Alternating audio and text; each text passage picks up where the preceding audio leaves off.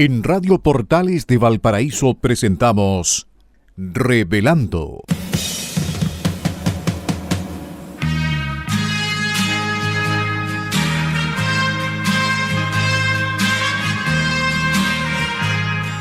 Un programa donde se abordan temas de actualidad, contingencia y la agenda cultural de la zona. Entrevistas del ámbito nacional e internacional. Revelando es presentado y auspiciado por Asofar AG, Asociación de Oficiales de la Armada de Chile en Retiro, Asociación Gremial. Con ustedes, Revelando en Radio Portales de Valparaíso.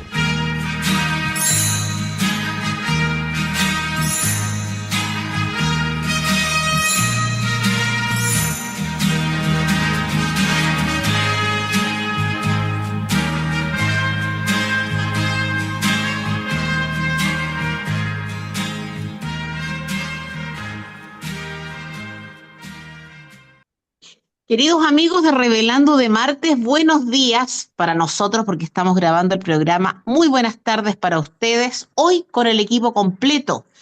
Don Eugenio, don Enzo Alvarado, nuestro periodista, y don Patricio Schiavetti, que ha regresado después de, creo, 3 semanas de paseo. Bueno, ya nos explicará. Y que les habla Pilar Soberado. Nuestros saludos cordiales para todos quienes siguen este programa, nuestros agradecimientos para los auditores, naturalmente, y nuestros agradecimientos para ASOFAR, Asociación de Oficiales de la Armada de Chile en Retiro, por su apoyo constante desde hace ya 11 años, y a Radio Portales de Valparaíso, la radio de la región de Valparaíso, mes aniversario de la Radio Portales, el día sábado la radio cumplió 66 años. Luego Patricio hará un saludito más formal, pero bueno, nuestro agradecimiento, como digo, a Asofar y a Radio Portales. Y por Asofar, a don Enzo Alvarado, nuestro periodista y radiocontrolador, y por Radio Portales, a don Luis Salinas y a don Gerardo Terán. Bueno, y partimos el programa con dos notitas, con dos preámbulos habituales. El primero es las responsabilidades, deslindar responsabilidades, en el sentido de que las opiniones que emitimos aquí, Eugenio, Patricio y yo, y Enzo, son de nuestra exclusiva responsabilidad. Esas opiniones no representan naturalmente el pensamiento de Radio Portales ni de Asofar, son propias. Se dice habitualmente al terminar el programa, pero para que se tenga presente. Y lo segundo, algo que venimos repitiendo martes a martes y miércoles a miércoles en este programa, y es nuestro recuerdo a los compatriotas que fueron damnificados por los incendios del 2 y 3 de febrero del 2024, y nuestro recuerdo para aquellos que murieron, los 138 personas que murieron en circunstancias terribles, como es morir quemado, y dándose cuenta de que el fuego avanza y no se puede hacer nada. No sé si habrá una muerte más terrible, honestamente. Y nadie marcha por ellos, y no hay ningún museo de la memoria, y no hay ningún monolito, y no hay ninguna mesa de diálogo, y no hay ninguna mesa de reparación, y no hay nada. Y alguien me dirá por ahí, bueno, pero si esto es un asunto del área privada. No, no fue nada del área privada, fue del área pública.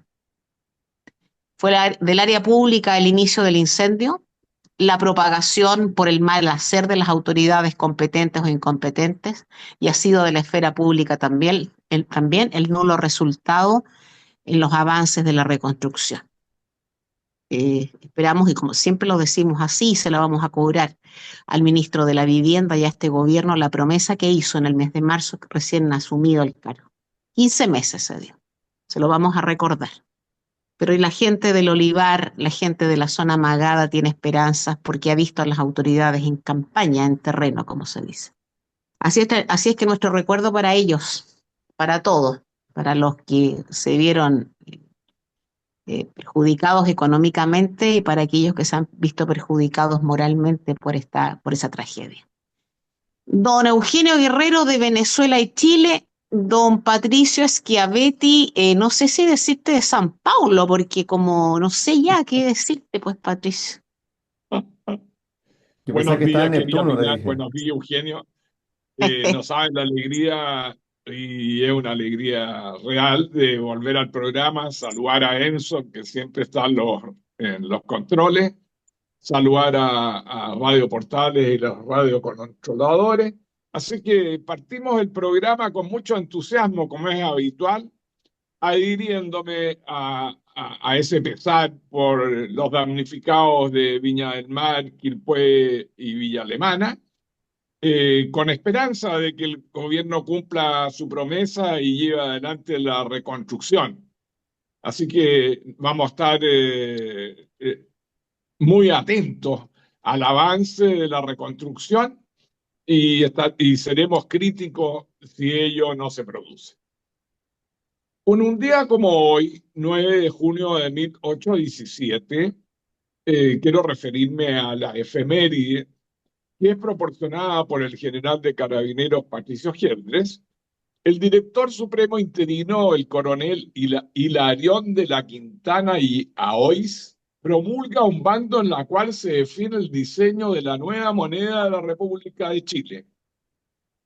Se trata del conocido peso independiente, de un valor de 1 peso u 8 reales. Se acuñó en plata desde 1817 a 1834. En el anverso lleva el escudo nacional, la inscripción Libertad, Unión y Fuerza y el año de la acuñación. El diseño del reverso de la moneda incluía un volcán en erupción como representación de la energía de la nueva nación y el valor facial de 1 peso entre una corona de laureles. En la parte inferior del volcán, la palabra Santiago hacía referencia al lugar de acuñación, la casa de moneda de nuestro país. En un día 9 de junio de 1977 se crea la Escuela de Abastecimiento y Servicios, instalada inicialmente en la antigua Escuela Naval del Cerro Artillería. Futuras reorganizaciones las trasladan a las dependencias de la Academia Politécnica Naval, situada en Las Salinas. Nosotros queremos desde el programa, con mucho afecto, transmitir el saludo a todos los integrantes de abastecimiento, esta especialidad tan noble y necesaria que permite el funcionamiento de la Armada, tanto en los buques como en tierra. Así que un saludo afectuoso para todo el área de abastecimiento. Sí, adhiero a esos, perdona, Patricio, adhiero a los saludos a la gente, a los integrantes de la especialidad de abastecimiento, ¿eh? Cómo no recordar a tantos jefes que tuvimos en la Marina, a sus ayudantes, a todos los que hacían posible que las reparticiones, las direcciones, las unidades de la Armada funcionaran. Porque, perdón, esta expresión no es muy académica, pero por amor no cantan las aves. Si no hay plata, no hay nada. Por lo pronto no hay ni rancho. Entonces, abastecimiento, esa especialidad que se encarga precisamente de manejar los dineros para que las diferentes unidades, reparticiones, direcciones de la Armada de Chile puedan funcionar correctamente. Así que adhiero a tu saludo, Patricio. Bonito recuerdo. Sí, así es. Muy importante para Marina y, como digo, para el almuerzo, el rancho, como tú dijiste, y para la paga. Dos cosas esenciales en el funcionamiento de una institución. Y finalmente en Chile el 9 de junio se celebra el popular Día Nacional del Barros Luco, en honor al natalicio del expresidente Ramón Barros Luco. Las principales efemérides nacionales de esta fecha incluyen la conmemoración del fallecimiento del expresidente Aníbal Pinto en 1884 y del famoso pianista Claudio Arrau en 1991. Así que queríamos compartir varias efemérides con los auditores. Muy bien. En cuanto a los mártires de Carabineros, vamos a referirnos al 9 de junio. Y el 9 de junio de 1929, el carabinero Rafael Palma Lagos fue herido a bala por un antisocial. Y el 9 de julio de 1995, el carabinero Marco Antonio Guzmán Vallejo fue herido a bala por un delincuente. Vaya nuestros saludos afectuosos a los familiares de estos carabineros afectados y por supuesto que a la institución de carabineros, esa noble institución que vela por mantener el orden público, combatir la delincuencia y el narcotráfico. Así que nuestro más sentido pésame y un cercano saludo a los familiares de estos carabineros afectados. Sí, la muerte no es el final, ¿no? Que descansen en paz todos ellos. Y querida Pilar y Eugenio, no podemos soslayar de efectuar un saludo afectuoso, cercano y cordial a Radio Portales por sus 66 años de existencia que cumplió este último sábado 6 de junio. Es la casa amiga que nos ha acogido casi por 10 años en nuestro programa Revelando y queremos hacer extensivo este saludo a su gerente Hernán Riesco, a Juanita Orellana, su gerente comercial, a los radiocontroladores que lo hacemos en la persona de Gerardo Terán y Luis Salinas, y a todos los trabajadores de Radio Portales, la 89.5 del dial en FM, que nos cobija, como señalé todos los martes, y con mucho profesionalismo y mucha cordialidad. Así que un abrazo apretado y un saludo afectuoso para todos los trabajadores de Radio Portales en estos 66 años de vida. Muy bien. Felicidades, feliz cumpleaños. De acuerdo con la pauta, nos corresponde tratar la visita del Papa León XIV a España. A mí me ha impresionado mucho la visita del Papa a Madrid. Ha sido una visita acompañada de una gran cantidad de españoles que han salido a la calle a acogerlo y a saludarlo y a vitorearlo, que demuestra la religiosidad profunda de los españoles. Por supuesto que fue recibido el Papa en primer lugar por el rey, ¿no es verdad? Por Leticia y sus hijas en el Palacio Real. Ese fue el primer acto. Después el Papa concurrió al Congreso, entre otras actividades, donde fue vitoreado y manifestó su opinión directa frente al aborto y a la eutanasia. Concurrió al Estadio Bernabéu, que cobijó a 70.000 personas en que lo vitorearon con entusiasmo. También concurrió a la Catedral de Almudena, donde pudo compartir con la reina Sofía, y también se reunió con el episcopado español en una reunión privada, donde hizo un llamado importante a los obispos de manera de hacer acciones concretas frente a los abusos de la Iglesia respecto de algunos católicos. Así que pidió una acción firme y concreta frente a estos abusos. También se pronunció sobre la guerra que condenó y sobre los inmigrantes. Así que ha sido todo un éxito la visita del Papa en Madrid. Luego concurrirá a Barcelona y a las Islas Canarias. Sí, yo mira, antes de que nuestro Eugenio participe, que se incorpore formalmente al programa, quisiera comentar algo sobre la visita de León XIV a España. Yo la he seguido muy detenidamente desde el día sábado, desde que llegó, desde que aterrizó en el aeropuerto de Madrid-Barajas, fue recibido, como bien dices tú, por el jefe de Estado, que es Felipe VI, y de ahí he seguido con particular cuidado todo lo que ha pasado en Madrid. Primero, la cantidad de gente que se volcó en las calles a recibirlo.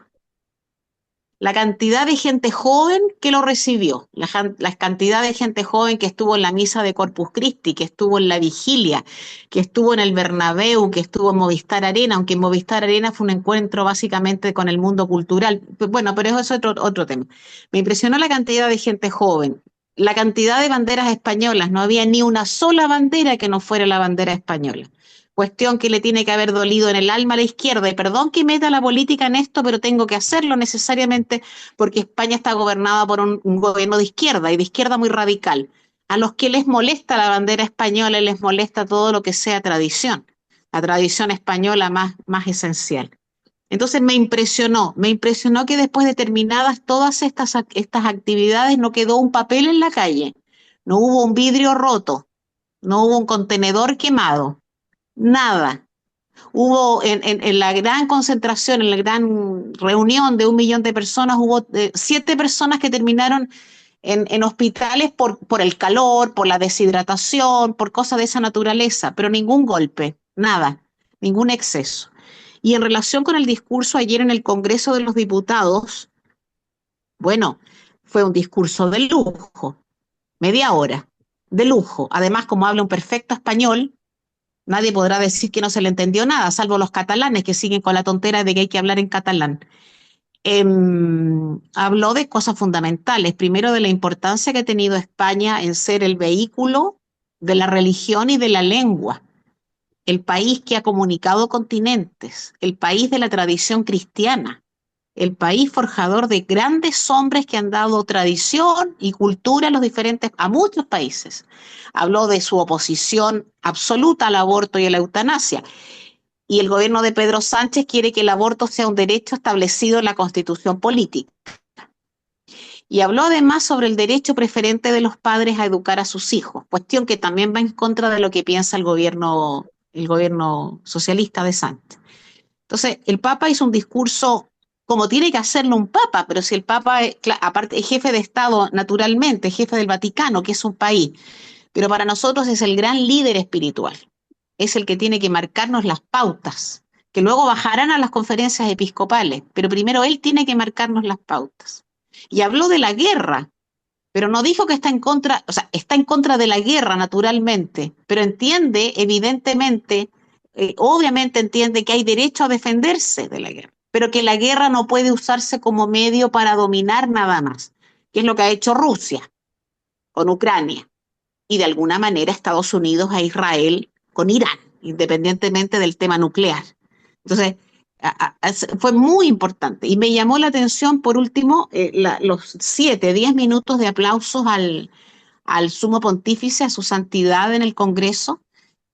Pero yo creo que la mitad de esos parlamentarios, igual que los nuestros, que son un montón de incapaces, hablan mejor, naturalmente, se les entiende más. Pues no sé si habrán entendido estrictamente. La izquierda no debió haberlo aplaudido. Bueno, fue lo que hizo la extrema izquierda. La extrema izquierda no lo aplaudió. Y otros grupos no fueron. Podemos no fue, Sumar no fue, bueno, en fin. No sé si lo habrán entendido porque habló precisamente en contra de todo aquello que ellos consideran importante para el desarrollo de un país. Conclusión, creo que fue el mejor de los discursos que hizo el Papa.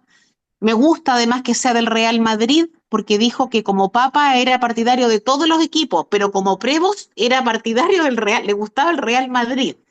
Así que ayer Florentino Pérez le regaló una camiseta con su nombre en el Santiago Bernabéu, ni más ni menos. Así que muy contenta por la demostración de fe del pueblo.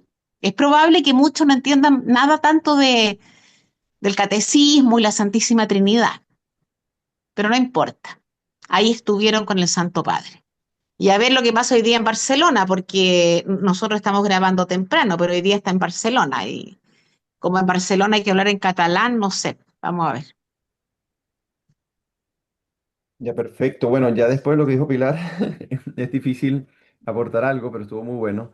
No me extraña que Pilar haya realizado un seguimiento pormenorizado de esto, así que te lo agradecemos porque uno aprende bastante. Saludos a Patricio que se reincorpora. El año pasado estuvo en Marte, ahora estuvo en Neptuno, ¿ya? Entonces, porque ya los lugares de la Tierra le quedaron chicos. Saludos también a Enzo en los controles y a quienes nos escuchan. Mira, yo aportar quizás no muchas cosas, pero lo primero es que el acto central congregó a muchas personas. Fue una cuestión impresionante. Yo no sé si hay cifras, pero ¿cuántos han nacido? ¿Un millón de personas? Estoy exagerando.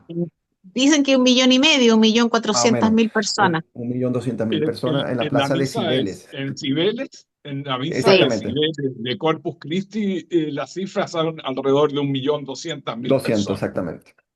Una claro, locura, ¿no? Luego, bueno, el sí, discurso político, y bueno, y sobre todo social, porque este papa es bien social también. Y bueno, se reunió con las autoridades del Palacio de Madrid. Me gustó lo del enfoque de la modernidad, porque esto se adapta un poco a cómo era Benedicto XVI, a diferencia sí, del Papa Francisco, ¿ya? Acá le destacó ante el público por su cercanía con las nuevas tecnologías y su habilidad para conectar con las generaciones más jóvenes, así como el rol de la guía ética frente a los conflictos globales. Recordemos que sacó una encíclica hace poco, donde también se sí, refiere a estos temas. Me parece que es un papa que ahí sí toma responsabilidad. Y bueno, me parece que también el posicionamiento geopolítico que lo tocó Pilar, sobre todo al elogio al multilateralismo, ¿no? Entonces, en este caso, avaló la férrea oposición del gobierno español frente a las guerras recientes y respaldó la apuesta por el derecho internacional y claro, el respaldo a las políticas migratorias, que obviamente esto lo podemos siempre esperar de un papa, ¿no? Sería muy, muy mm, distinto que fuera contrario, ¿ya? Sobre todo por sí, la piedad cristiana, ¿ya? Y la empatía cristiana, que es fundamental, sobre todo para no generalizar. Sobre todo el Papa Francisco, bueno, que ustedes saben muy bien que no es muy santo de mi devoción, pero bueno, obviamente no uno tiene que evaluar. tampoco. Claro, uno tiene que evaluar como católico el aporte del Papa más allá también de la política coyuntural, también se refería a estas cosas, ¿no? Y bueno, ofreció un discurso en el Congreso de los Diputados y se reunió a puerta cerrada con los obispos de la Conferencia Episcopal, ¿ok? Y hay un punto que me gustó, que uno de los puntos que es de trascendencia moral fue la firme postura del Papa respecto a los casos de abuso sexual en el clero, ¿ya? Aquí, bueno, agradeció públicamente la claridad y la firmeza del pontífice, en este caso del Papa, y durante el viaje, León XIV sostuvo reuniones con víctimas en la búsqueda de reparación y sanación, marcando una pauta de transparencia institucional de cara a las estadísticas emitidas por el Defensor del Pueblo. Eso me parece importante, creo que va a estar en Barcelona o ya está en Barcelona el Papa, Ya ¿cierto? Que está. es como ya está el Papa en Barcelona.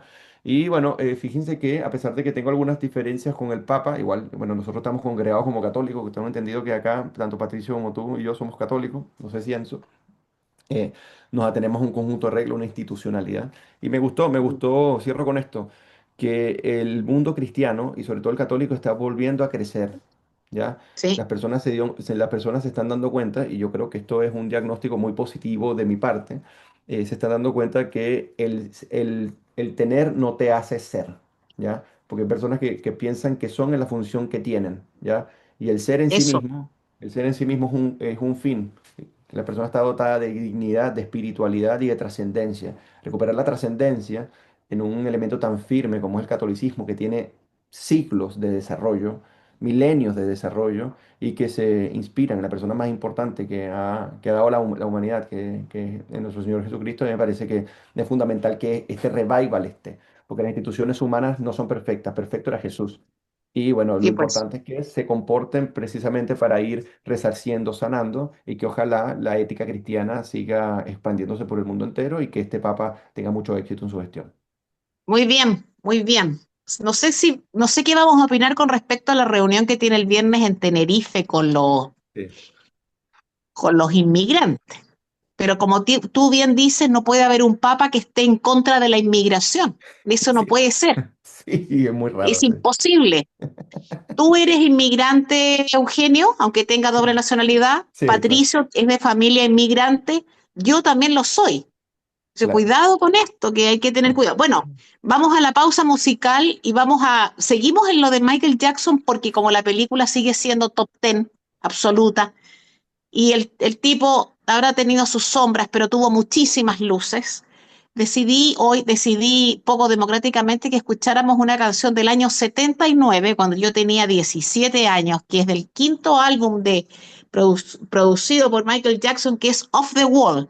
Así que Oh, démosle un poco de brillo a esto y volvemos. y ya después de haber escuchado Off the Wall, aquella que se estrenó en 1979 y que recomienda Pilar Soberano del gran artista Michael Jackson, que para quienes no han visto la película es una obra de arte, está impresionante, muy bien lograda. Jafar, Sí, que es el sobrino de Michael Jackson, para que sí, sepa, no simplemente hizo de Michael Jackson porque tiene un parecido y porque es familiar, estuvo en el casting que duró 2 años.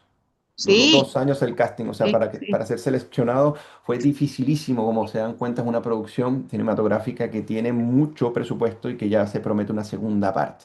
Bueno, después de haber pasado de esta canción que nos lleva a recordar muchas cosas, Patricio, seguimos con la gran pauta, después de haber conversado también sobre la visita del Papa a España y que aún continúa allí, ¿qué es lo que no, qué es lo que nos vaticina la pauta ahora?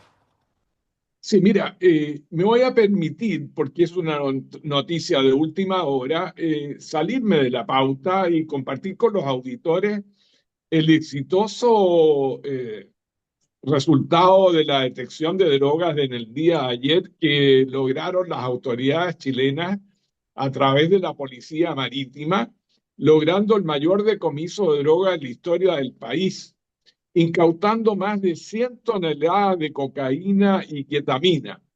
Detalles de la operación. Volumen: se detectaron 45 contenedores con más de 8.000 millones de dólares en sustancias ilícitas. Su ubicación fue el hallazgo, se realizó en los puertos de Arica, Valparaíso y San Antonio. El modus operandi, bastante especial, es que la droga estaba impregnada en la humedad de más de 1.000 toneladas de madera provenientes de Bolivia, un método indetectable mediante escáneres convencionales. El destino del cargamento tenía como puerto final 14 puertos internacionales en Estados Unidos, Europa y Oceanía. Así que en esta detección de drogas, por lo menos hemos logrado el mayor decomiso de droga en la historia del país, de más de 100 toneladas de cocaína y ketamina. No quería compartir con los auditores esta noticia que se produjo en el día de ayer y que es un resultado exitoso de la Policía Marítima. muy bien. Continuando con la pauta, quiero compartir con ustedes, Pilar, Eugenio y los auditores, mi visita a Brasil, que tanto me han echado talla. Yo creo que Sao Paulo es una ciudad que amerita visitar. Es una ciudad de 22 millones de habitantes, es la metrópoli más grande de América Latina. Su gobernador es Tarcisio de Freitas, un gobernador de derecha, que ha centrado su política en la mantención de la seguridad y nos sirve para nosotros como ejemplo, porque en todos los lugares públicos que nosotros visitamos, el Museo eh, Ipiranga Militar, el pueblo de Embú y de las Artes, el barrio japonés, estaba copado de policía. Por lo tanto, la seguridad era muy eficiente. Yo creo que es una ciudad que vale la pena visitar, conflictiva en el sentido que tiene 9.600 vehículos, de esos 6.400 autos y 1.300 motos, lo que hace un desplazamiento muy difícil con mucho taco. La gente sale a las 6 de la mañana a trabajar y, y te ha determinado restricciones vehiculares. Con la patente cada día hay una restricción vehicular. Y dentro de las visitas interesantes en Sao Paulo fue la del MASPI, que es el Museo de Bellas Artes, que contiene una pinacoteca muy destacada entre Monet, Manet, Modigliani y destacados pintores. La visita al Museo Militar de Ipiranga, donde pude presenciar la pintura del gran llamado a la libertad de Pedro II, el emperador Pedro II. La visita al barrio japonés, que pudimos apreciar la gran presencia de inmigrantes japoneses en Sao Paulo y Brasil, el pueblo de las artes de Embú y otros. Así que fue una visita muy interesante la de Sao Paulo. De ahí nos dirigimos a Recife, al norte de Brasil, una ciudad muy bonita. Ahí estuvimos en la Casa de la Cultura, en el casco histórico, en el Paseo de las Esculturas. Y para mí lo más interesante y más bonito fue Olinda, que es un pueblo de patrimonio cultural de la humanidad, que destaca por sus iglesias de 1500 y de la artesanía y los manteles. Y nuestro paseo terminó en Puerto Gallinas, que es un balneario muy bonito, ideal para gozar en unas piscinas en el mar, eh, con calor y un agua tibia, al contrario de lo que es nuestro mar Pacífico acá en Viña del Mar. Así que una muy interesante visita a Brasil, que se vive entre la grandeza, la riqueza y la pobreza, en un país de incertidumbres porque no tiene definido quién va a ser el próximo presidente, en una elección muy reñida entre Lula, que quiere continuar en la presidencia, y Bolsonaro, que es el candidato de derecha, y la cual no está definida todavía. Así que, y yo pude apreciar en los restaurantes el reclamo de los mozos que reclamaban por el escaso salario que recibían. Así que vamos a ver cuál va a ser el resultado de la próxima elección en Brasil, entre en este debate entre la riqueza y la pobreza, pero un país muy cálido y en que no hay discriminación. Eso podría ser mi resumen de mi visita. Oye, Patricio, dos cosas. Mira, y qué bueno que tocaste al final este tema de la discriminación. A mí me encanta el Brasil, tengo particular afecto por los brasileros, no tengo ningún motivo objetivo, salvo que me gustan, es tanto que me gustan que quiero que ganen todos los mundiales de fútbol, aunque este mundial lo veo difícil, pero bueno. Yo te quería preguntar sobre el tema este precisamente de la vida, los precios, si hay mucha queja, la hay en Chile, ¿no? Está todo muy caro.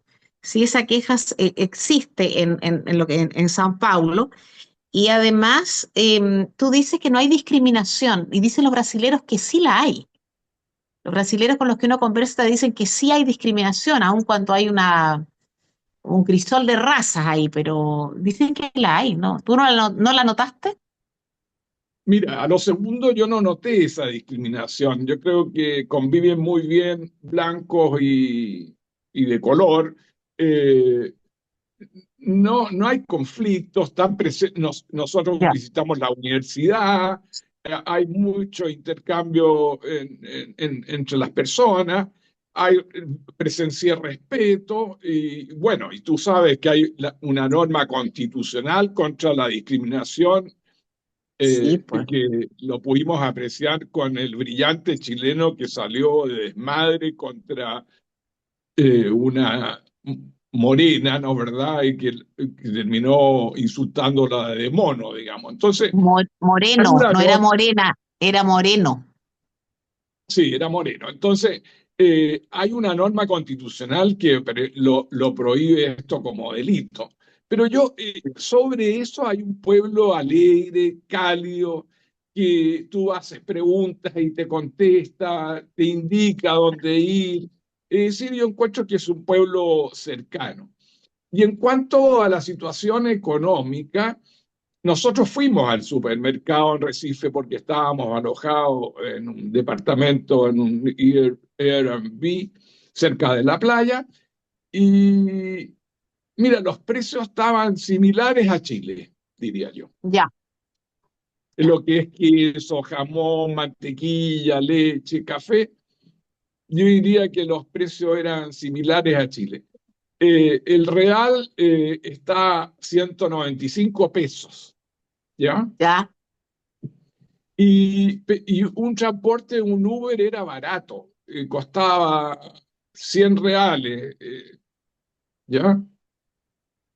ya, ok, ya, eso. Yo no Muy- vi a la gente preocupada de la situación económica, pero sí los restaurantes, como te digo, los mozos quejándose de sus bajos salarios, ¿ya?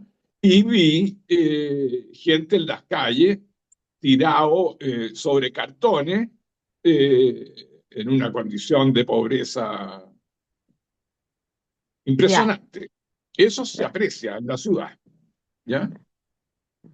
perfecto, ya. Muy bien. ¿Cuántos días estuviste por ahí de paseo? Yo estuve desde el 19 de mayo Qué bien, son hasta hartos días, sí, qué hasta el bien, 5 de junio. qué Sí, bien, pero muy bien. gracias a Dios tuve la fortuna de tener alojamiento en Sao Paulo en casa de amigos y eso te abarata los costes significativamente. Claro que sí. Qué bien. Buen reporte. Sí, así que ahora a juntar plata para el próximo viaje. Yes. Que será para Bueno, Saturno. oye, siguiendo con la pauta, los resultados de las elecciones en Perú aún no están claras y el sistema electoral peruano es un desastre porque se presume que en un mes estarán claros los resultados de las elecciones.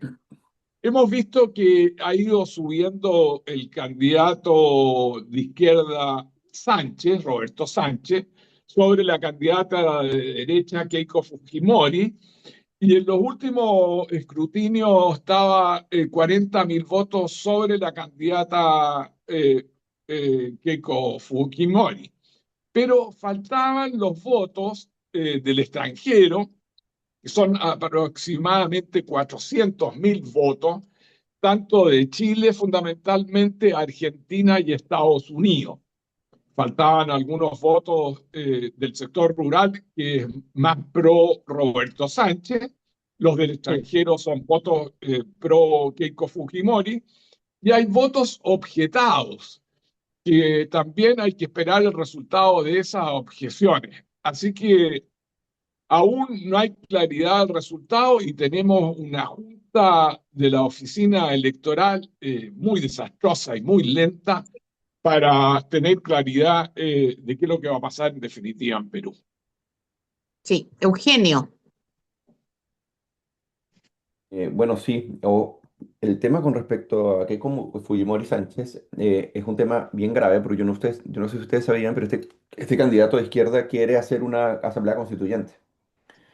Quiere eliminar un conjunto o cambiar un conjunto de artículos que definen a Perú, por ejemplo, como una economía social de mercado, ya en donde el rol del Estado es subsidiario.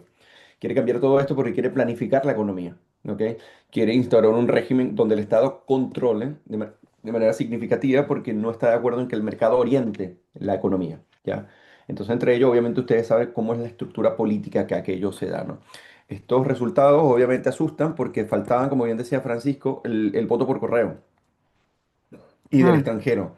Y ese tema hace, bueno, hasta hace poco vi que estaba por encima de 40.000, obviamente todavía falta por contar, pero estadísticamente es difícil, pienso yo, bueno, si es que se da un conteo tradicional que Keiko pueda superar, ojalá termine superando y que haya una sorpresa, pero es una grave preocupación, un país vecino que como ustedes saben tiene el 75% de informalidad, donde se pretende hacer una reforma tributaria para elevar a 25% del PIB básicamente la recaudación.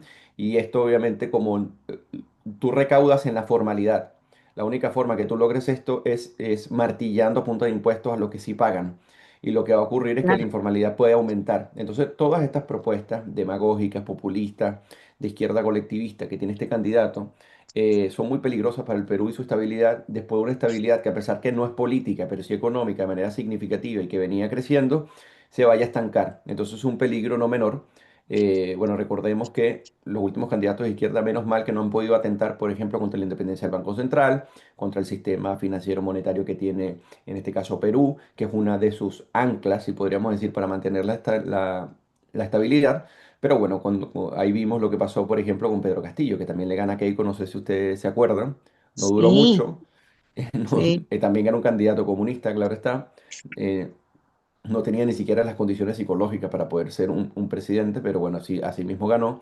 Y esto, lo que hago el símil ahora, porque Keiko se enfrenta a algo muy parecido. Fueron unas elecciones donde el conteo estuvo bastante reñido. Incluso este tipo, Pedro Castillo, gana por muy poco, recuerdo. Y para cerrar, sí me gustaría hablar un poco de la distribución. Fíjate que, por ejemplo, Keiko Fujimori ha ganado los principales núcleos de la población, como Lima, la capital o Cusco, mientras que Sánchez ha logrado el favor del electorado en las zonas que tradicionalmente han protestado por el exceso de centralismo del país. Eso ha sido una de sus caballitos de batalla, ¿no? Entonces Sánchez tiene mayoría en el centro, el sur y el este del país, que albergaron zonas rurales de selva y sierra. Entonces, Fujimori ha tenido buenos registros en la costa y bueno, todo esto está por definirse, pero esperemos que Keiko llegue y gane porque podría ser un desastre para Perú y ustedes saben que si les va mal a un vecino, eso impacta también en los otros países. Sí, a mí lo que me llama la atención con el Perú, con las elecciones, bueno, en general con el Perú, es primero este desastre político que tienen y lo bien que va la economía, aun cuando yo sé que hay mucha informalidad en el Perú, pero hay mucha inversión privada, hay mucha inversión, perdón, peruana, nacional, pero hay mucha inversión extranjera en el Perú. Van por cuerdas separadas, una cuestión que yo no podré entender.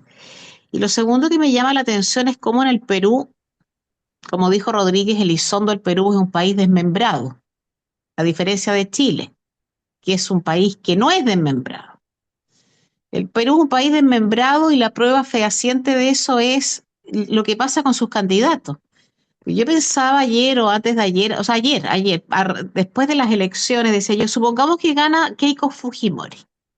Si gana Keiko Fujimori, no vaya a ser cosa que dentro de poco tiempo sea acusada por el Parlamento y tenga un problema legal como lo han tenido prácticamente todos los anteriores presidentes peruanos. Todos los que ha habido han tenido problemas legales y han terminado o detenidos o en la cárcel o suicidados. Y entiendo que Keiko Fujimori tuvo o tiene un tema con Odebrecht, alguna cosa media extraña tiene. Bueno, tuvo un proceso además, Keiko Fujimori. Digo yo, ¿cómo el Perú, un país con tanta riqueza, un país que fue virreinato, un país que tiene tanta intelectualidad, no pueda tener buenos candidatos a la presidencia de la República? Eso para mí es un sinsentido. No, es un contrasentido.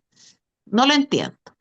De Sánchez no puedo decir nada bueno porque solo pensar en que Antauro Humala es uno de sus asesores ya me viene mal. Pero lo de Keiko Fujimori, digo yo, si es elegida presidente, ¿durará en el cargo? Misterio, misterio. Así es. Entonces, Sí. claro, Oye, lo que nos debiera preocupar también es que hay una transformación constitucional y ahora Perú va a tener en el Congreso, va a ser bicameral. Entonces están eligiendo senadores y diputados. Por lo tanto, debemos estar atentos a ese resultado de manera de que haya una oposición significativa en el eventual triunfo de Sánchez, de manera que él no pueda llevar adelante las reformas que él pretende y esta convocación a una asamblea constituyente. Así que nada está definido en Perú. Hay que esperar los resultados con esta junta oficina electoral tan deficiente y en que se miden los resultados de manera lenta y de incertidumbre para los peruanos. Así es, sí, yo ahí lamentablemente. siempre, cuando hay elecciones en otros países, en este caso el ejemplo peruano, yo siempre pienso en nuestro sistema electoral, en Sí, nuestras instituciones. ¿Qué claro. diferencia más grande? Somos Mira, qué un bueno. país de lo más austral que existe, abandonado de todo, capitanía general fuimos, Y mira el sistema electoral que nos gastamos, que a las 9 de la noche sabes perfectamente quién ganó, y en un país en el que el perdedor va a saludar al vencedor, cualquiera sea. Otro tema es la oposición que se le haga después, pero qué fantástico. Donde hay muy pocas, ¿sí?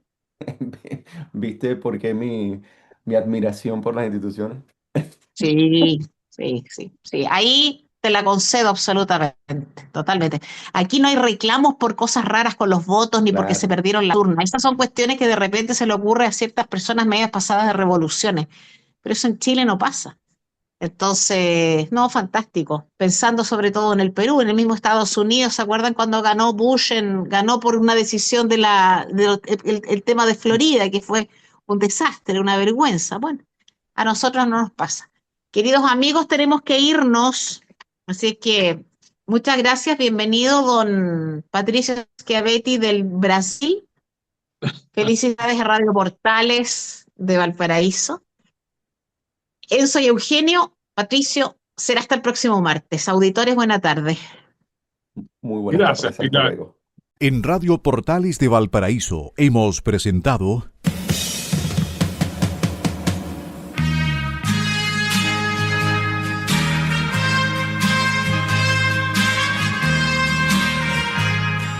Revelando, un programa donde se abordan temas de actualidad, contingencia, entrevistas del ámbito nacional e internacional.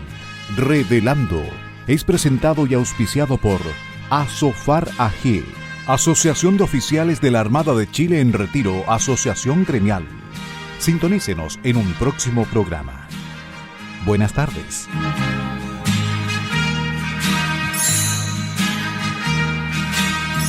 Las opiniones vertidas en este programa son de exclusiva responsabilidad de quienes las emiten y no representan necesariamente el pensamiento de Radio Portales de Valparaíso.